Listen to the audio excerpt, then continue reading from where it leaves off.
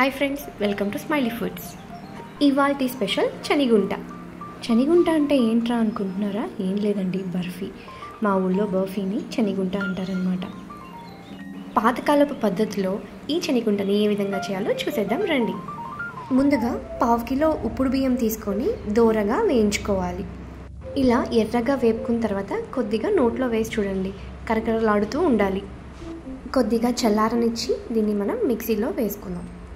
మరీ నున్నగా మిక్సీ పట్టకుండా కొద్దిగా బరకగా ఉంటే మనం ఆ ఉంట తిన్నప్పుడు కొద్దిగా క్రిస్పీ టెక్స్చర్ ఉంటుందన్నమాట.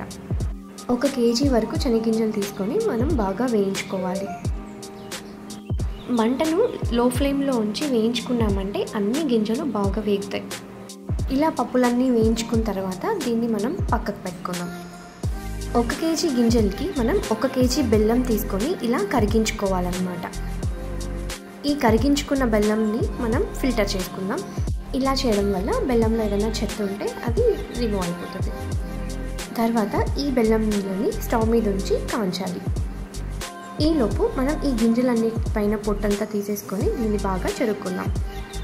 ఈ విధంగా మనం గింజల పైన పొట్టంతా తీసేసుకొని పక్కకు పెట్టుకోవాలి. కాగుతున్న బెల్లం ఇలా పొంగుతున్నప్పుడు దీన్ని బాగా కలుపుకోవాలి. ముదురు పాకం వచ్చేంత వరకు మనం ఈ బెల్లంని కాంచుకోవాలి. ముదురు పాకం ఎలా తెలుసుకోవాలి అంటే, ఒక గిన్నెలోకి నీళ్ళు తీసుకొని 3-4 చుక్కలు పాకం వదిలి చూడండి. లేత పాకం అయితే జారుగా ఉంటుంది, అదే ముదురు పాకం అయితే ఇలా గట్టిగా ఉంటలాగా వస్తుంది అన్నమాట.